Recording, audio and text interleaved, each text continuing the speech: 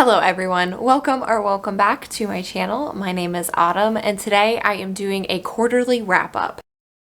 When I first started my channel way back in 2020, I was doing quarterly videos and for whatever reason I stopped. Honestly, I think I didn't want to do them anymore. But in 2025, I want to bring back these quarterly videos, but I want to have them exclusively for all of my reading content. That's the goal I am trying to accomplish in 2025. I want this to be the place where I discuss all of the books that I read within a specific quarter. What I have here with me today is quarter 4 of 2024. So these are going to be the final books that I read at the end of last year, and then the next video that is going to be a quarterly wrap-up is going to be for the first quarter of 2025. I hope that makes sense. I'm sure it does. It's basic math. Here with me today, I have 13 books that I read from October to December of 2024, and some of them I don't have with me because they were either ebooks, audiobooks, or library books, but whatever is not in the stack, I will make sure I put up on the screen. Without further ado, let's go ahead and dive into the books that I read in the last quarter of 2024. They are in no particular order. I'm just grabbing off the top. But the first one I want to talk about is The Book Thief by Marcus Zozak. This book was a 5-star read for me. It actually tied for first place in my top books of 2024. So as you can imagine, this was an all-time favorite for me. This book is told by death, which I think makes this book super unique, and that's why I really loved this story. This book follows our main character Liesel in World War II. It's Nazi Germany, 1939, and the country is holding its breath, and death has never been busier, and it will become busier still. I cannot describe to you guys how much I love this book, reading it for the very first time, and how much I still love this book. I have a feeling this book is going to be something that sticks with me for a long time. One of my favorite parts of this book was the writing style, like how the whole story was presented, not only with it being told by death, which I really loved that. I think that added an extra layer of depth and personality to the story, but I loved how all of the sections were broken up in the story. All of the characters were so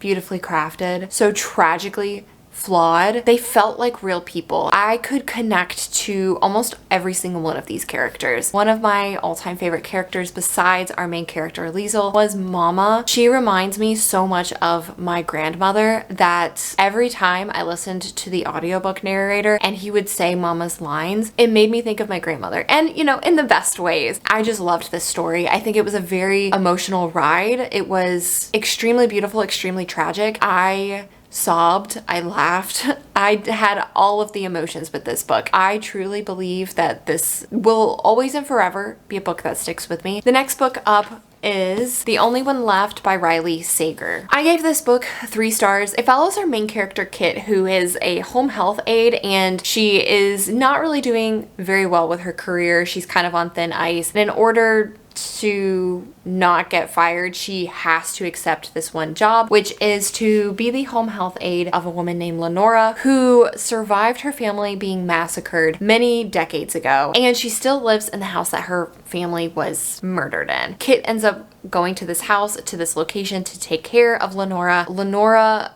types on a typewriter. She tells Kit that she wants to tell her the truth of what happened that night. I gave it 3 stars and it felt a little anticlimactic. I don't know what it was. Like, I loved the vibes and the atmosphere of the story. I do think that Riley Sager did an excellent job of creating that eerie, gothic, dark type atmosphere. The atmosphere was there, but there were a few events and there were a few parts of this book that were lacking for me, what I wanted to get out of this story. I struggled to connect with Kit from time to time. She had some interesting internal thoughts, and the whole mystery plot of this, you know, the whole revealing of what happened all those decades ago to Lenora and Lenora's family, I just wasn't wowed by it. I was expecting to be knocked off my feet, and that didn't really happen. I felt like the story wasn't very memorable. It was one of those books, I read it, I finished it, and that was that. I didn't have any lingering thoughts. It was just fine to me. The next book on this list was an ebook, and it is The Once and Future Witches by Alex E. Harrow. I had a lot of fun with this book. This book follows three witches. They're all sisters. Their relationships with each other are complicated at the beginning of the story, and the youngest sister is running away from their home after something incriminating happened at the location that she was at. All of these women end up in the same town of New Salem. They meet after years of zero communication, and they realize that the town that they're in has some dark magic going on, and they have to work together to save the town and the magic. I remember loving this book in the moment. I loved how different these sisters were, but how their love for each other, it was unmatched, honestly. I loved the three of them on the page, and I loved just how different that they were and how the world shaped them, but also the things that they would do in life, how they shaped the world. Now, I don't feel like the plotline of this story was super wild and complex and super confusing. I enjoyed it for what it was, but looking back on it, I sometimes struggle with what was this story actually about. I remember some sisters. I remember it was kind of like a good versus evil type of story. There was some really cool magic in here, and we got to explore that. Then I was kind of getting a little bit of the vibes of Hocus Pocus a little bit there. That's pretty much it. That's how I feel. In the moment, I gave this book 4 stars, but looking back on it, I would probably give it 3 stars, only because I have that same vibes of I read it, it was fine, it was great. Nothing super memorable jumped out at me. Overall, it was fine. I feel like I had a lot of 3-star reads in this final quarter of 2024. But the next book up is Valiant Ladies by Melissa Gray. This book was also a 3-star, 3.5 star. So this book follows our 2 main characters, Kiki and Anna. They are noble women during the day and swashbuckling rogues by night. And on the night of Kiki's engagement to one of the other higher ups, her brother is murdered. These 2 characters pretty much go on a wild goose chase to figure out who killed her brother and the reasons why. I liked this story. That's the thing, is it was a 3.5 star. It was great. It was fun. I really enjoyed our 2 characters. I felt like they had such a genuine love for each other. While I feel like some of the other characters in this book were a little dull, and I felt like it was a little predictable with who did what and for what reasons, it was okay. It was fine. But besides the other characters, I really enjoyed Kiki and Anna, and unfortunately, I actually really liked the brother. So the author did an excellent job with making me care about these 3 characters, but I fell a little flat with my emotions when it came to any of the other characters. I think that the story was super fun, and it was a little unique. There were a few things in here too that were a little odd. For example, we were 80% into this book, had no mention of any type of like god or gods or anything really like that in this book until we got to 80%. And I remember reading a line that referred to, I believe it was the fire god, and that threw me for a loop. I was like, there's what? What does this mean? So there were small little details like that in this story that threw me out of this story and made it a little more difficult to get through. Like the other 2 books I just mentioned, I read it, I closed the cover, I was like, yep, okay, that's a good book. That's that.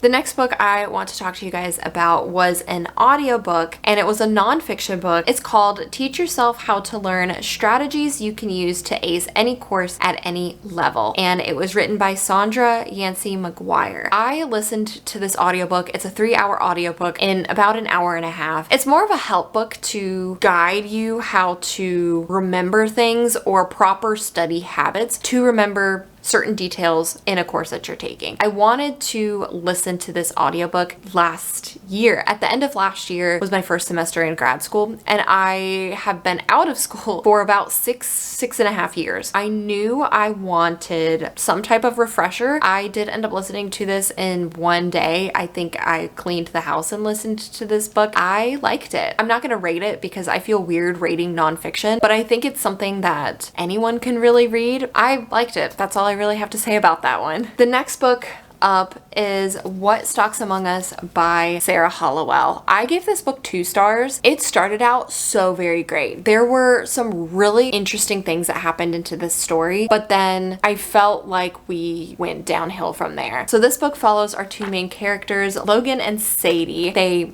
are 2 best friends who decide to skip school one day, and they're driving down the road, find a corn maze, and they're like, let's go into this corn maze. And then they end up getting stuck in it. They soon realize that they've been trapped in this corn maze for a long time because they keep running across their own dead bodies and other people in here. It had so much potential. I really love the uniqueness of this idea. And there were certain scenes in here that were so vivid and so well written that I could see it. You know, when you are reading and the scene is fantastic and you can see it playing like a movie screen, there were so many scenes in here that were like this. But then there were other scenes and other moments where I felt like the author was breaking that fourth wall, was jumping on their soapbox to talk about certain issues and to talk about certain things that they were passionate about, which I understand, I get it. I could feel that the voice was no longer either of these two characters, that it was the author. That really bothers me when things like that happen. If it can't be presented in a way that I know what you're saying without you having to just say it to me, then it bothers me a lot. The last little part of this that I want to say, the reason why I gave it 2 stars, is because they're stuck in some type of time loop. It got boring. That was all we did, was run through the maze and die. Run through the maze, find those bodies, then die. There should have been a little bit of a change up, but I think something that would have made this even creepier is if the corn maze had its own voice or its own chapters, or if the corn maze told the story. There could have been a lot more to do with the story. And I mean, it's not even a long book. The problem was we were stuck in this time loop and we weren't getting creative with how to mix it up to keep the story entertaining. So it got a little bored from time to time. There were some highs and lows of this story. We are about to talk about a 5-star read. I feel like I've talked about everything else but a 5-star read. The Lies I Tell by Julie Clark. This was a 5-star read for me. I had a blast with this book. This book is dual POV. It follows our 2 main characters, Meg and Kat. Meg is a con artist, and a long time ago, Kat got mixed up in one of Meg's con artist traps. Unknowingly to Meg, like, I will give Meg that credit. She didn't realize the damage that it would cause. And now I think it's a decade later, Meg is back at the same location that all of this stuff that happened that ruined Kat's life, she's now back. And Kat has decided she is going to take Meg down. But as the characters grow closer, the story goes on, things get a lot more messy and complicated. I loved this book. I gave it 5 stars, but I didn't enjoy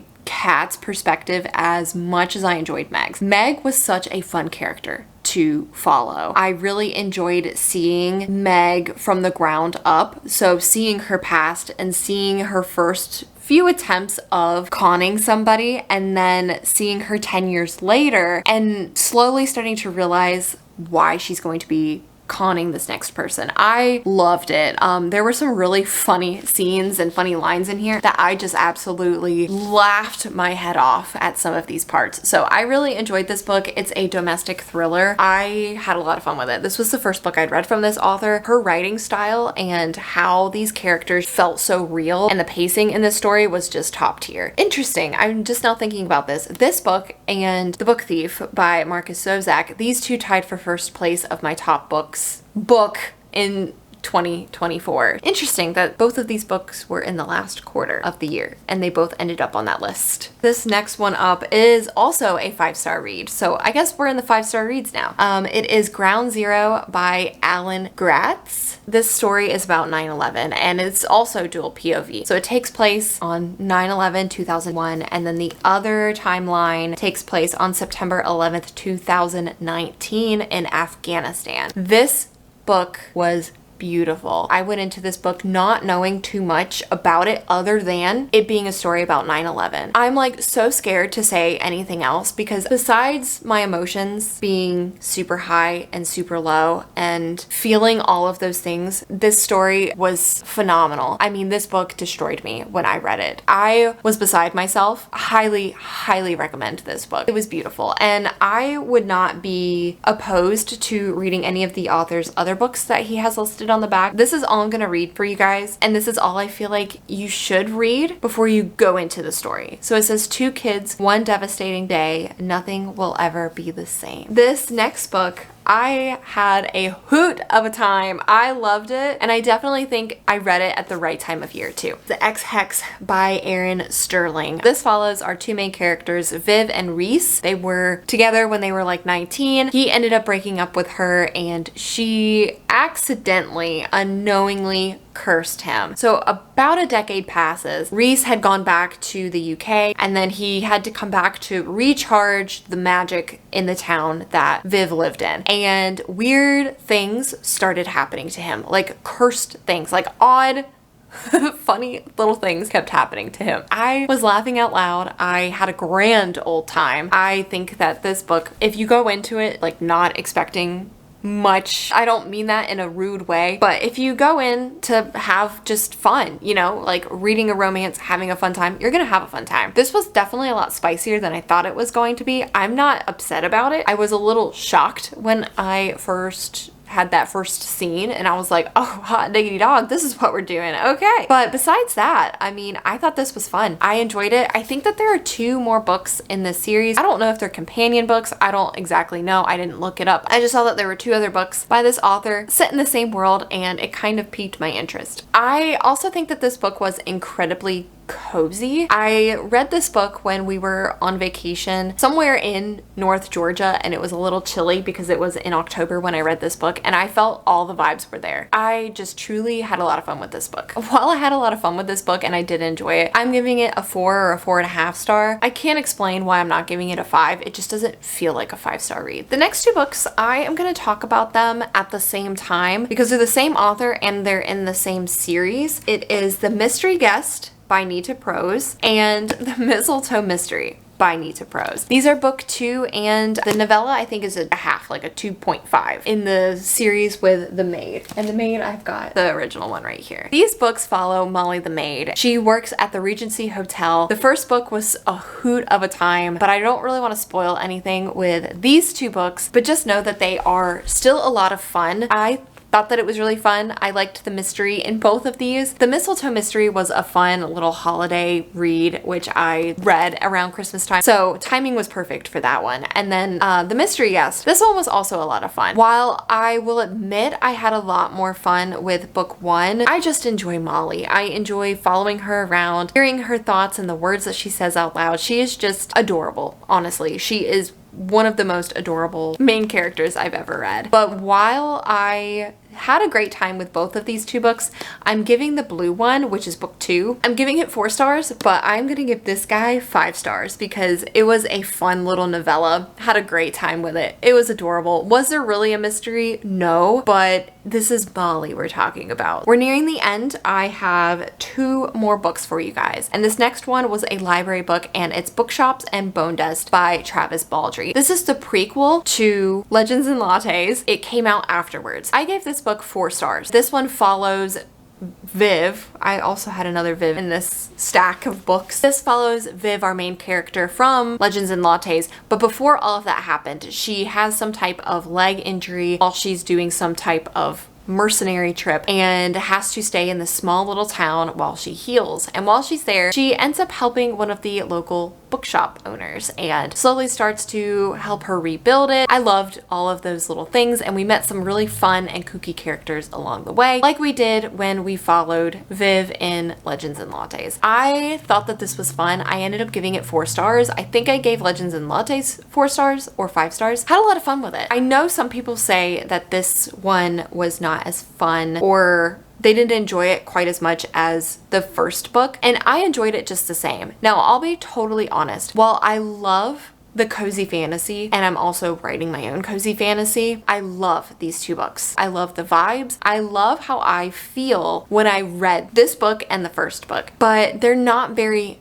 memorable books. I remember certain things vaguely, but then the rest of it, I don't ever really quite remember the entire story. I mean, take that however you will. It certainly does not ruin my reading experience, and I still gave it 4 stars. I still remember how I felt reading this story, and I just loved being back with Viv and following her around and seeing young Viv, you know, seeing where she was and who she was before she was Viv in Legends and Lattes. I just think that Travis Baldree has great humor in his stories. I love love the little one-liners that get thrown out there or the little things that the characters do. I just love it. I love it so much. I think my favorite part of this book was the ending. Actually, we had the epilogue and I really loved that epilogue. I'm definitely no spoilers, but I really enjoyed that epilogue. I had a lot of fun reading that and I was just like, oh, I love it. I love it so much. And the last book on this list is The Pumpkin Spice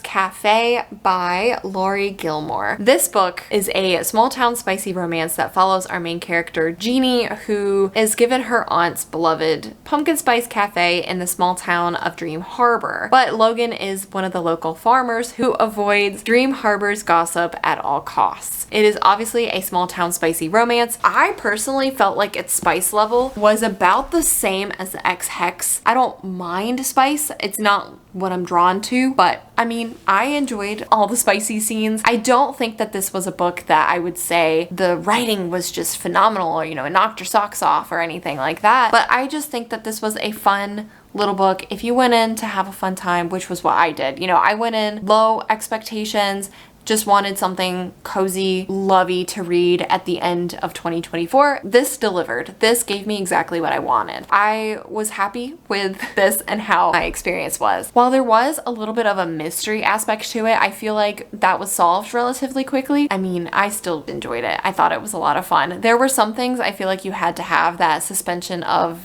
disbelief with some of the things that happened in here. If you looked at it too logically, you would roll your eyes and be like, that would never happen. Like, yes, I get it. I know, I'm aware, but I had fun with it. I'm glad I read it at this time of year because it made this book way more fun to read when it was a little bit chilly outside and kind of like pumpkin season. Okay, so those are all of the books that I read in the last quarter of 2024. Let me know if you've read any of these books, if any of these are your favorites, if you have a new book that's put on your radar. But I want to thank you so much for watching this video and I will see you in the next one. Bye.